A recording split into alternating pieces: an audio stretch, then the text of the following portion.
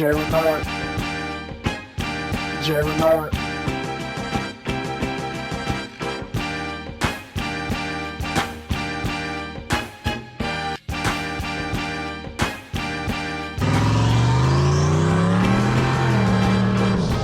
What's going on, my people, and welcome to the Sn95 Power Channel. Hey, I don't know about y'all, but where I live, the weather has been crazy.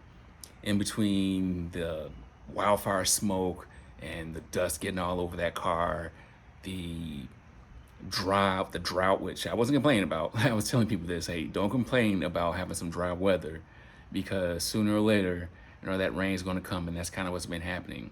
Like the last, 5 days, it's been overcast, raining off and on all day. It's supposed to be like that today. I got all my parts to fix the electrical fan, or to modify the electrical fan circuit on this car. And I was hoping to get the car out, but this weather is so iffy. I don't know if that's going to happen today. Hopefully tomorrow, there's a 50% chance that it might rain, but there's another 50% chance that it will rain. So, the forecast is kind of like all over the place for tomorrow. But Monday and Tuesday is supposed to be nice, so hopefully the weather will work out those 2 days. But let's go over what we got today. All right, so you've seen this before. This is just a circuit breaker that I got off Amazon. Again, like, you can buy the Rockford Fosgate one for double the price, but I've had nothing but success out of these. And this is just a high current relay. So this is what is going to drive the fan. The two small pins are going to the CCRM. So the CCRM will energize this coil. Coil is going to energize, it's going to close contact, and I don't know what size gauge wire I'm going to use, but I'll get the biggest gauge wire that I can find, and 12 volts will flow through this and go directly to the fan. I'm hoping I can do this without having to get this car in the air, but let's take this radiator cover off and figure it out. All right, before y'all go crazy in the comment sections, this is only set up like this for a test. I don't want to mount all this and get it in place and it doesn't work, and I have to undo it. So this is just a function test. I have these two wires going to the switch part of the relay. Smaller two wires at the bottom are going to the CCRM, or the coil side of the relay. Don't have the circuit breaker hooked up yet because this is just a functional test. So I already got Tuner Pro hooked up. Let's go ahead and start it up.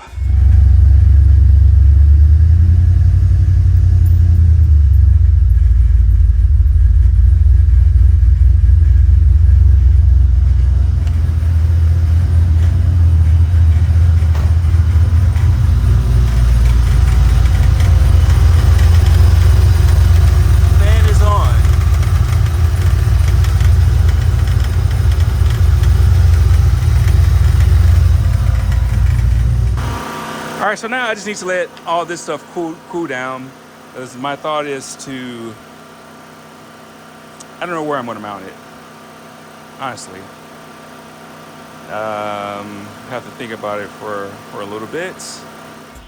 All right, let's talk about what's going on here. All right, so I got an idea of how I'm gonna mount this. I'm going to get this right here. I've already placed a radiator cover over this. This tucks in real nice. I just bought a amplifier kit from Walmart,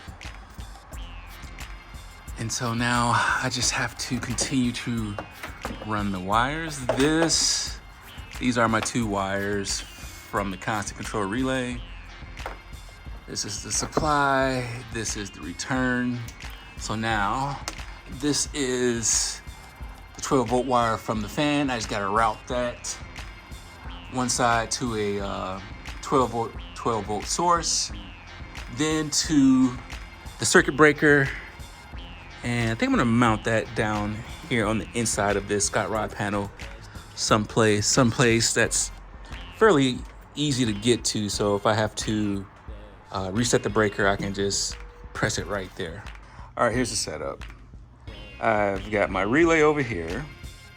This is connected to the switch side of the switch side of this relay is connected to the fan.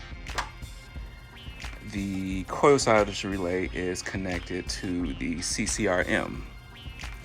Now going back to the switch side of the fan, I actually ground triggered this relay. So the ground wire of the fan is coming to the relay switch. The other side of the switch is going to ground. Hot side of the fan is going to the circuit breaker. Other side of the circuit breaker is going to my 12-volt bus. So that's it. Now, this will fit right over here. And if there's an issue, I really would hate to pull this flap up because these radiator covers are like gold in the Sn95 community. All right, so let's start it up and make sure it's gonna work properly. All right, I have it set for 120 to kick on.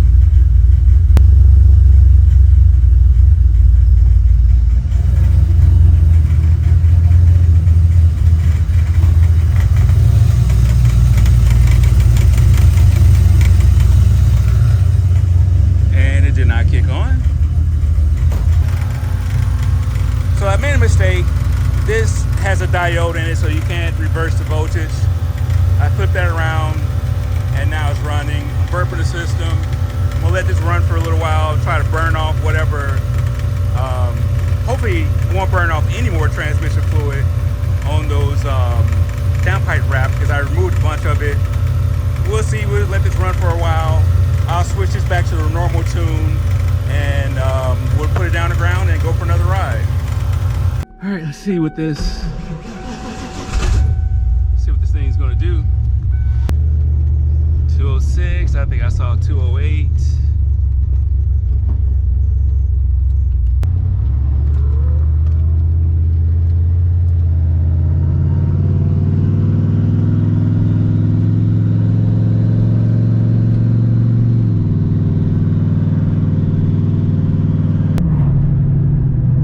I can live with that. If you want to stay at 206, I could definitely live with that.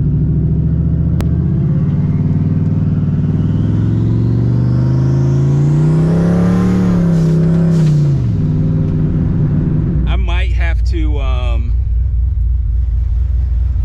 take this AC condenser out.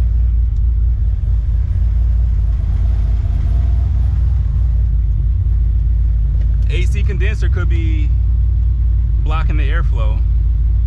All right, so I need to bleed the air out of this system, and instead of playing around and doing it the traditional way, I just got one of these kits from Harbor Freight. This hooks up to your air pump, and basically you find the correct fitting for your radiator. You take this fella right here, you push it in there, tighten it down. That expands that collar, and hopefully it creates a seal. All right, so next thing you gotta do, and I probably should lubricate this up a little bit. That's a real tight seal right there. The particle's out this way. What'd you say, darling? Come on out here. I can't hear you. Come on out, I can't hear you. Say hi to America. Hi. All right, so I gotta make sure the compressor is about 90 PSI. I have my coolant dipped in this supply line right here. So it's not pulling any vacuum. So I got my lovely assistant. Yes. Getting it together. You got things to do. Yes. And let's zoom in on this a little bit. So I'm gonna draw a little vacuum, but I'm going to pull some fluid in first. Because the idea behind that is you want to keep as much air out the system. So before I pull ultimate vacuum, I just want a little coolant to fill this line. And Kimberly is going to do this. I'm gonna need you to hold that like that. It just kind of like tips down right there. And I'm gonna need something for this to go in. It might not have anything come out of here, but just in case, like Jaheim, just like that. All right, so that's, any excess is gonna come out of here. It's gonna go down there. So Kimberly, you remember like Mr. Wizard? Remember that? No, you never remember? No. He was like a scientist that had, not scientist, he was like probably like a science teacher or something like that. And he would do like these little experiments with kids. Yeah. That's what we're about to do. We're about to use the power of science. And we're about to make a vacuum with air. Yes. So I'm gonna turn on this compressor. It's gonna push air across this valve. And by doing so, it's gonna draw the air particles out of this up and out also. So it's gonna create a vacuum. So this gauge is at atmosphere, and we want vacuum, like 20 to 25 inches of mercury. Oh, wow. All right. Keep this down like this, right? Yeah, so I'm gonna open this up. And it's gonna create a vacuum on this system. And we should see this hose shrink right there. So let's give it a try. So we can move that. And so you can move that now. So it didn't quite get to 25 inches, but it's still pretty good. It's like 24 inches of mercury. So that's a vacuum. And it's not bleeding up, which is good. Well, it's bleeding up a little bit. Yes, it should stay. So I'm gonna let this compressor run. Now let's put that right there again. Now it could be the seal isn't tight, so let me try to do this. But let's open this again.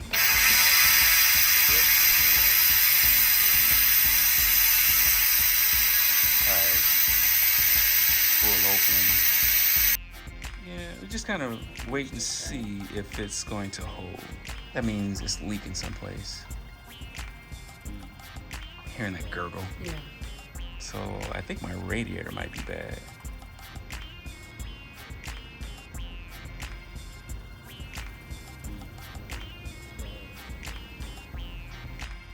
I'm going to take this off. And I can remove this, and then I can loosen this. And I'm still going to put some more antifreeze in here. All right, start it up and let it run.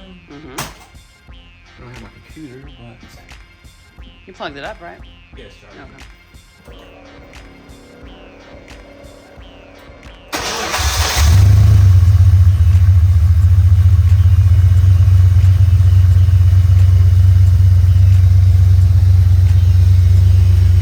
Still see it has some air coming out of it.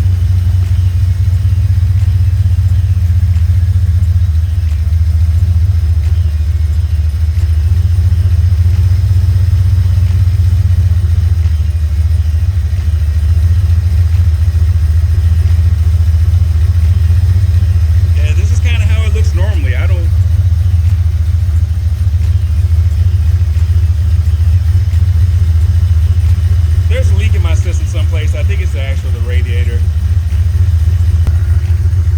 So what do you think how the car looks now? Huh? How do you think the car looks now? I think it looks good. Yeah? I think it's really good, yeah. It's a beautiful car. I got a chance to see it in the sun, so proud. Alright, well. Show it off. Yeah, hopefully we'll show it off tomorrow. Alright, y'all, so this has been a total flop. I will admit when I'm defeated. Replacement thermostat. We got the fan on high speed. No cooling effect while driving, and really no cooling effect while sitting at idle. This is a new water pump. So the only last thing that I can think of is the radiator. Now, when I was using the air bleed, you did see the vacuum start to rise. You might not have picked up the gurgling on camera, but I think the radiator is a little weak. When I say weak, it's something's going on with it. So now I know all you super technicians out there could probably figure this out fairly simple, but I'm on a time crunch because there's an event that I want to make it to Saturday, actually tomorrow. So I just ran and grabbed a replacement stock radiator, which technically should be fine, along with this Mark 8 fan that I was using for my quote Sn95 power box. I ran that before when I first put this turbo on this car. I got modvitis. I went to a bigger core radiator, which I really didn't need, but you know, modvitis happens. So I'm going to throw this stock one back in here. I'm going to see what happens. If this water pump is only 1 season old, didn't have no cooling issues with it last year. Well, I take that back. Even with the timing cover leaking, I did not have these kind of cooling problems. So I'm praying that it's the radiator, not a head gasket. You know, I could pressurize the system, I could do all that, but I'm just shotgunning it. I'm gonna put this new radiator in here and we're gonna send it. Man, this is the quickest radiator swap I've ever done. Like, this little tiny thing looks out of place up in here. We just gonna rock this for right now. We'll get back to this tomorrow. All right, so y'all wanna know what the funny, ironic thing is? I did all this rushing and it's about to rain. I definitely think our cooling issue should be fixed. It's a real cool day out here. Like I said, it's about to rain. I don't know, it's definitely better already. I can tell. I don't have the radiator boxed in yet.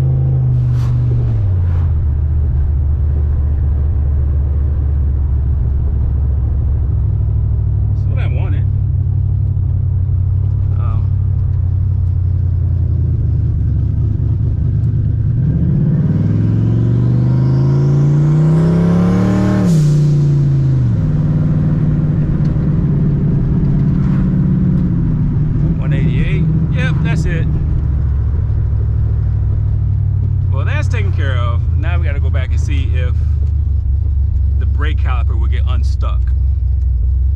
Might have to buy a new caliper. Now here's the big thing. Is it going to hit that 186? Bam, there it is, 186. All right, so we got the car back home. The temperature was huge or bigly different than with the old radiator. I probably have to burp this one more time. I didn't have any coolant in the overflow, so I gotta put the coolant in there and burp it one more time. I'm gonna box this radiator in as best as I can. I got some materials for that. I'm not going to, make a video on that. But if you'd like me to go over that at a different time, leave a comment down below and let me know that you'd like for me to show you how to box in a radiator. But yeah, so where's the take from this? And I have to say, I'm really disappointed with this radiator. This is a cold case radiator. This thing is like a $400 radiator made in the USA, and it's leaking. Now, this could be because of me, because I have taken this radiator out maybe 3 times since I've had it. I've had this for 3 years now, maybe 2 years. And for that kind of money, I really hope that this would be, a radiator that would last for at least 10 years or more. But yeah, it's a fail. It's a big fat fail. So this is the stock GT shroud with the Mark 8 motor. You can see like a machine screw right here that I used to help mount the Mark 8 motor. Works great. I don't think it was a CFM problem. This fan blows, some people say almost up to 4,000 CFM, so I don't think it was a CFM problem. Like I said, when I tried to vacuum bleed it, I heard some gurgling, so maybe it was leaking from the drain valve. I don't know. I'll get it tested, but for right now, we're gonna test the limits of the stock radiator. Now, when I first turbocharged this car, this is actually the setup that I had. I used a stock radiator with a Mark 8 fan, and I didn't have any problems out of it, But, my Vitus hits, and, man, I need more cooling, bigger radiator. But I didn't have AC at the time, so I don't know. We're going to test the limits of the stock radiator and see if it's worth upgrading a stock radiator. This is AutoZone replacement radiator, so we'll see what happens. And then the cool thing about this is under warranty, or even if it does break, something happens to it, it's $150. So if I can live with this radiator, beating the crap out of it, and it cools the car off, then I'm not going to go back to an aluminum radiator. Some people can do it, some people can't. We're going to find out. So be sure to hang around and look for future videos of me stress testing this radiator. But hey, what I'm about to do right now is get this car ready to go to a Lansing cruise night. So hopefully I'll see some of you people out there. If not, you'll see a video of what happened. So until next time, God bless.